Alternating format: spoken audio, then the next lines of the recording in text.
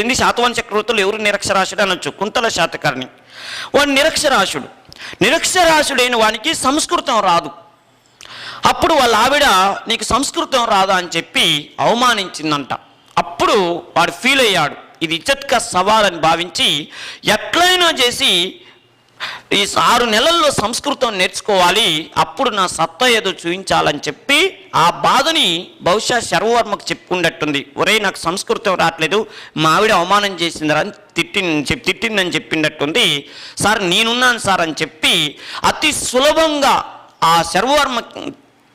సులభంగా కుంతల శాతకర్ణి సంస్కృతం నేర్చుకోవటానికి అతి సులభమైనటువంటి పదాలతో ఒక పుస్తకం రాశాడు. అదే మనం ఇప్పుడు చెప్పుకుంటున్నటువంటి కాతంత్ర వ్యాకరణం. వ్యాకరణం ఏంది? భాష, ఛందస్సు అని మనం చిన్నప్పుడు చదువుకునేది కదా, గురువులు లఘువులు, వాటికి సంబంధించిన అంటే వాడు అతి తొందరగా కుంతల శాతకర్ణి సంస్కృతం నేర్చుకోవటానికి రాయబడిన గ్రంథం ఇదని ప్రత్యేకంగా గుర్తుంచుకోండి. నెక్స్ట్ సోమదేవసూరి రాసిన కథా సరిత్సాగరం. ఇందులో ఏ విషయం ఉంది అనే విషయాన్ని చూస్తే 2 విషయాలు ఉంటాయి మనకి. నేను మళ్ళీ చెప్తున్నాను, గ్రంథము రచయిత పేరు చదవటం గొప్ప కాదు, దానిలో ఉన్న ఇతివృత్తాన్ని తెలుసుకోండి. రేపు పరీక్షలో సోమదేవసూరి రచించినటువంటి కథా సరిత్సాగరంలో ఉన్న 2 విషయాలు, ముఖ్యమైన విషయాలు ఏంటంటే, నెంబర్ 1, శర్వవర్మ గుణాఢ్యుడు ఇద్దరు కుంతల శాతకర్ణికి సమకాలికుడు. అంటే కుంతల శాతకర్ణిలో రాజ్యంలో ఆస్థాన పండితులు. అర్థమైందండి? శర్వవర్మ గుణాఢ్యుడు ఇద్దరు కుంతల శాతకర్ణి ఆస్థానంలో పండితులు. వీళ్ళిద్దరికి అస్సలు పడదు. ఇద్దరు ఏనో సంస్కృతంలో గొప్ప పండితుడు, ఈయన ప్రాకృతంలో గొప్ప పండితుడు. వీళ్ళిద్దరు నేనని గొప్ప అని ఫీల్ అవుతుండేవాళ్ళు. గమ్మత్ ఏంటంటే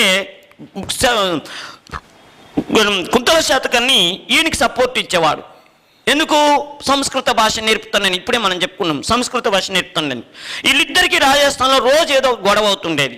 ఇప్పుడు గొడవ గురించి మనం ఎందుకు చెప్పుకోవాలంటే, వీళ్ళిద్దరి మధ్య గొడవ గురించి, వాళ్ళ గొడవ విషయాలన్నింటినీ కూడా ఇది సోమదేవసూరి కథా సరిత్సాగరం అనే పుస్తకంలో రాశాడు. రేపు ప్రశ్న ఎలా అడుగుతాడు? గుణాఢ్యుడికి శర్వవర్మకి మధ్య గల వైరాన్ని గురించి తెలియజేసేటటువంటి ఈ క్రింది గ్రంథం ఏదంటాడు అంటే, కథా సరిత్సాగరం సోమదేవసూరి రాశాడు. ఒకటి ఓకే కండి.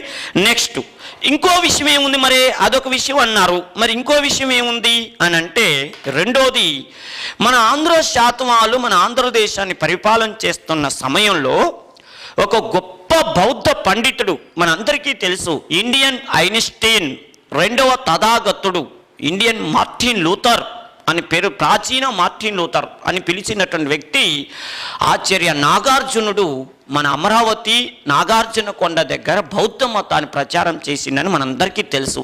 ఆయనకి సంబంధించిన డీటెయిల్స్ అన్నీ మనం తర్వాత లెసన్లో చెప్పుకుందాం. ఇక్కడ అవసరమైన విషయం ఏంటంటే, ఆచార్య నాగార్జునుడు బౌద్ధ మతాన్ని ప్రచారం చేస్తున్నప్పుడు ఆయన మీద కోపంతో శాతవాహన రాజ్యానికి చెందిన ఒక యువరాజు అతన్ని హత్య చేశాడు. అంటే ఆచార్య నాగార్జునుడు శాతవాహన వంశానికి చెందిన యువరాజు చేతిలో హత్య గురయ్యాడని తెలియజేసేటటువంటి గ్రంథం ఏదయ్యా అంటే కథా సరిత్సాగరం. ఇది రెండోది. ఈ 2 విషయాలు గుర్తుపెట్టుకోండి. ఒకటి, వాళ్ళిద్దరి మధ్య వివాదం. రెండోది, ఈయన ప్రత్యేకంగా ఆచార్య నాగార్జునుడు హత్యకు గురయ్యాడనేటువంటి విషయాన్ని ప్రత్యేకంగా గుర్తుపెట్టుకోండి. 2. ఇకపోతే గుణాఢ్యుడు బృహత్కథ అనేటటువంటి గ్రంథాన్ని రాశాడు. ఇది కుంతల శాతకర్ణి రాజ్య పరిపాలనా విషయాలను తెలియజేయటంతో పాటు ప్రత్యేకంగా ఇంకేం విషయాన్ని తెలియజేస్తుందయ్యా అంటే, ఆనాటి ఆర్థిక సామాజిక పరిస్థితులను గురించి కూడా గుణాఢ్యుడు రచించినటువంటి బృహత్కథ ద్వారా తెలుస్తుంది. గుణాఢ్యుడు ఏ భాషలో రాశాడంటే పైశాచిక భాషలో రాశాడు. పైశాచిక భాష, అది తర్వాత తెలుగు భాష అయిందనుకోండి, పైశాచిక ప్రాకృత భాషలో రాశాడు. తర్వాత దాని విషయం మళ్ళీ తర్వాత చెప్పుకుందాం. అట్టనుకుంటే ఈయన కాలంలో మనకి ఇలా ఈ శర్వవర్మకి గుణాఢ్యుడి సమకాలికుడా వాత్సాయనుడు అని ఉండేవాడు. వాత్సాయనుడు రాసిన గ్రంథం అందరికీ తెలుసు, కామసూత్రాలు రాశాడు. నెక్స్ట్ న్యాయశాస్త్రం, న్యాయ భాష్యం అనేటటువంటి పుస్తకం కూడా రాశాడు వాత్సాయనుడు.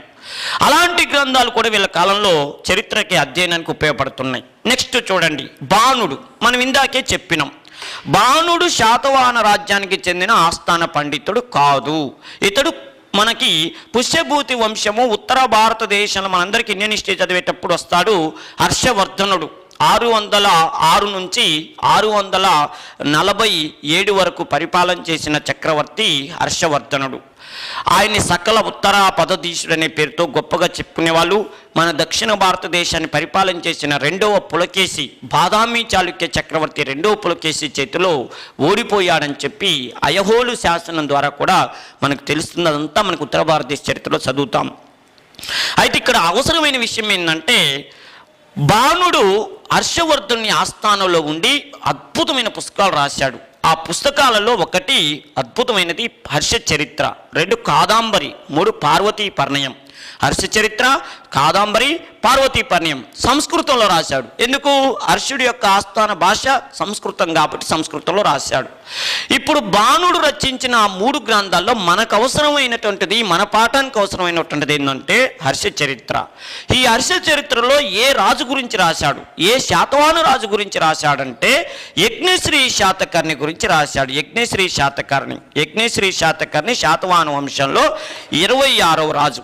ఆయన గురించి ప్రత్యేకంగా మెన్షన్ చేశాడు. ఏమని మెన్షన్ చేశాడు అంటే, శాతవాహన రాజ్యంలో చివరి గొప్ప చక్రవర్తి యజ్ఞశ్రీ శాతకర్ణి వర్ణించటంతో పాటు దక్షిణ పదాధీశ్వరుడు, దక్షిణ పదాధిపతి ఒక ఆయన దక్షిణ భారతదేశంలో ఒకప్పుడు పరిపాలన చేశాడని చెప్పి యజ్ఞశ్రీ శాతకర్ణి గురించి బాణుడు తన హర్ష చరిత్రలో రాశాడు. ఇది కూడా మనకి ఇది ఆంధ్ర శాతవాహనుల చరిత్రను అధ్యయనం చేయడానికి ఉపయోగపడుతుంది. అంటే చూడండి, ఒక ఉత్తర భారతదేశ చక్రవర్తి ఒక ఉత్తర భారతదేశ చక్రవర్తి దగ్గర పనిచేస్తున్నటువంటి ఒక రచయిత దక్షిణ భారతదేశ చక్రవర్తి గొప్పతనాన్ని రాశాడంటే ఈ రాజవంశం గొప్పతనం అక్కడి దాకా వెళ్ళిందనే విషయం మనకు అర్థమవుతుంది కదా. అందుకని ఈ రాజవంశం గురించి ప్రత్యేకంగా తెలుస్తుంది. నెక్స్ట్ సంగమ సాహిత్యం.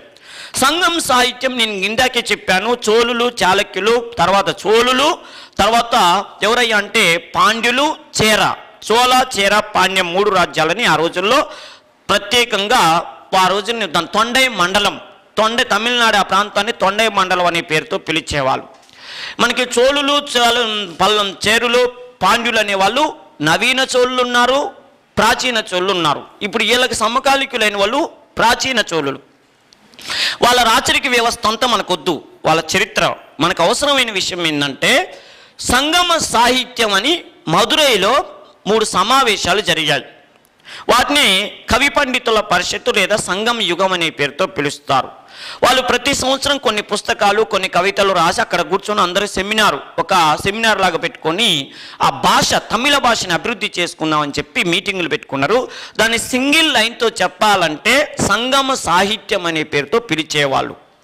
ఈ సంగం సాహిత్యంలో ఏ చక్రవర్తి గురించి రాయటం జరిగిందంటే యజ్ఞశ్రీ శాతకర్ణి గురించి రాయటం జరిగింది. సంగం సాహిత్యంలో యజ్ఞశ్రీ శాతకర్ణి కాలంలో విదేశీ వ్యాపారాలు, యజ్ఞశ్రీ శాతకర్ణి ఓడ తెరచాప నాణ్యాన్ని వేయించి రోమ్ దేశానికి విపరీతంగా వ్యాపారం నిర్వహించాడు.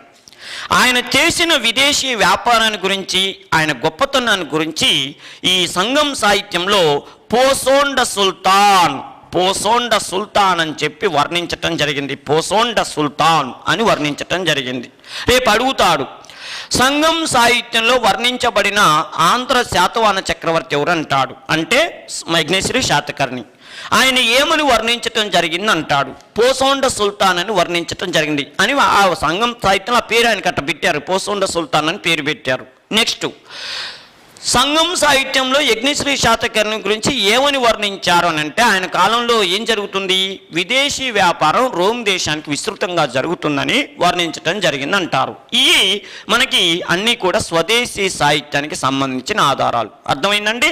బ్రాహ్మణాలు, పురాణాలు, హాలుడు రచించిన హాలుడు గాథా సప్తసతి, శర్వర్మ కాతంత్ర వ్యాకరణం, దాన్ని మోదక దండకం అనే పేరుతో పిలుస్తారు.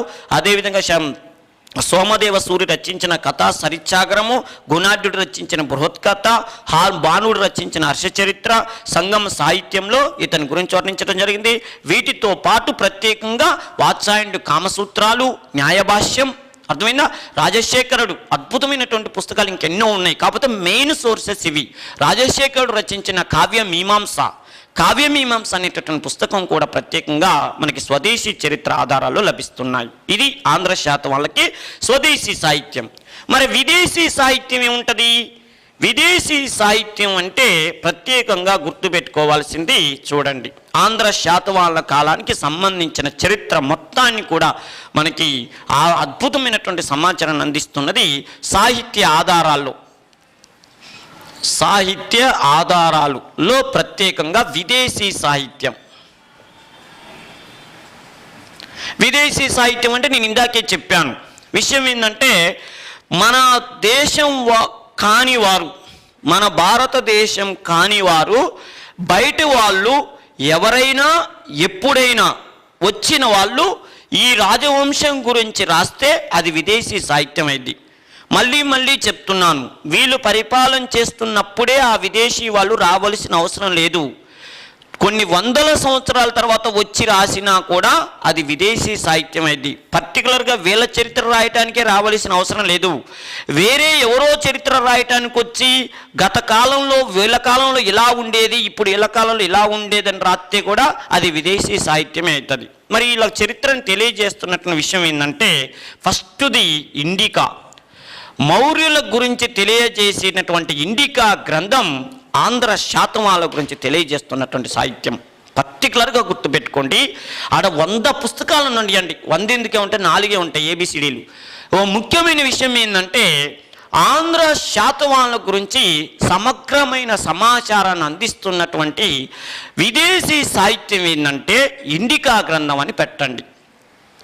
ఒకటే అది మెయిన్ అన్నమాట. అంతేకాదు చూడండి, మనం ఇండియన్ హిస్టరీలో చదువుతాం ఏంటంటే, భారతదేశానికి సంబంధించినటువంటి మొట్టమొదటి విదేశీ రాయబారి ఎవరు అంటారు?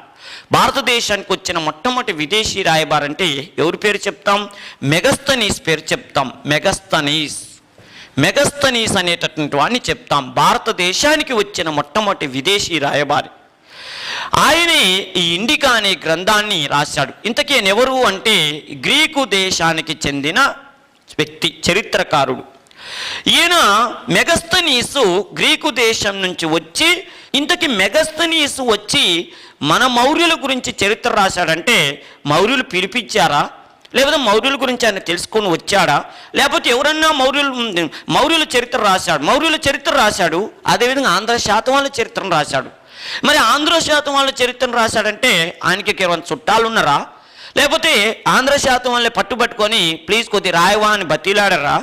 మరి లేకపోతే ఎందుకు ఈ ఇండికా గ్రంథంలో మన ఆంధ్ర శాతవాహనుల గురించి, మన ఆంధ్ర దేశం గురించి వర్ణించటం జరిగిందని మనం ఇక్కడ ప్రత్యేకంగా చెప్పుకోవాలి. నేను ఇందాకేమన్నాను, ఆంధ్ర శాతవాహనుల గురించి లేదా ఆంధ్రుల గురించి సమగ్రమైన సమాచారాన్ని అందిస్తున్న మొట్టమొదటి విదేశీ గ్రంథం అంటే ఏం పెట్టాలి? ఇండికా పెట్టాలి. ఇది మెగస్తనీస్ గ్రీకు భాషలో రాశాడు. అసలు మెగస్తనీస్ ఇండియాకి ఎందుకు వచ్చాడు? రాయాల్సింది మౌర్యుల చరిత్ర రాసుకోవటానికి వచ్చాడు.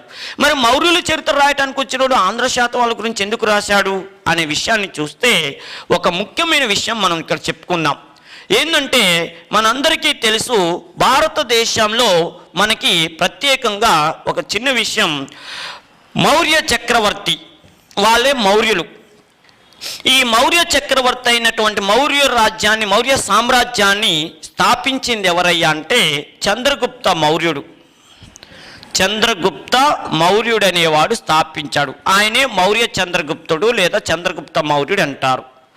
ఈ చంద్రగుప్త మౌర్యుడు మౌర్య సామ్రాజ్యాన్ని స్థాపించినప్పుడు ఈయన ఎవరిని ఓడించాడు అంటే పాటలీపుత్రాన్ని ఆక్రమించుకున్న మౌర్యుల రాజధాని అప్పుడు పాటలీపుత్రం. మౌర్యుల రాజధాని పాటలీపుత్రాన్ని ఆక్రమించుకున్నప్పుడు ఎవరిని ఓడించాడంటే నందవంశ చక్రవర్తి అయిన ధననందుడు అనే రాజును ఓడించాడు. ఈ ధననందుని ఓడించి ఆయన పరిపాలన చేసుకుంటున్న టైంలో ఏమైందయ్యా అంటే, అప్పటికే ఈ చంద్రగుప్త మౌర్యుడు మన భారతదేశంలో నందవంశ చక్రవర్తి అయిన ధననందుని మనం చదువుతాం ఇండియన్ హిస్టరీలో. కౌటిల్యుడు ఆయనే విష్ణుగుప్తుడు లేదా చాణక్యుడి సహకారంతో నందవంశ చక్రవర్తి ధననందుని చంద్రగుప్త మౌర్యుడు లేదా మౌర్య చంద్రగుప్తుడు ఓడించి భారతదేశంలో మౌర్య సామ్రాజ్యాన్ని స్థాపించాడని ఇండియన్ హిస్టరీలో చదువుతాం. ఫ్రెండ్స్, మా ఎంకరేజ్మెంట్ కోసం మన హర్షిత్ ఇన్స్టిట్యూట్ యూట్యూబ్ ఛానల్ని సబ్స్క్రైబ్ చేసుకోండి, లైక్ చేయండి, అలానే షేర్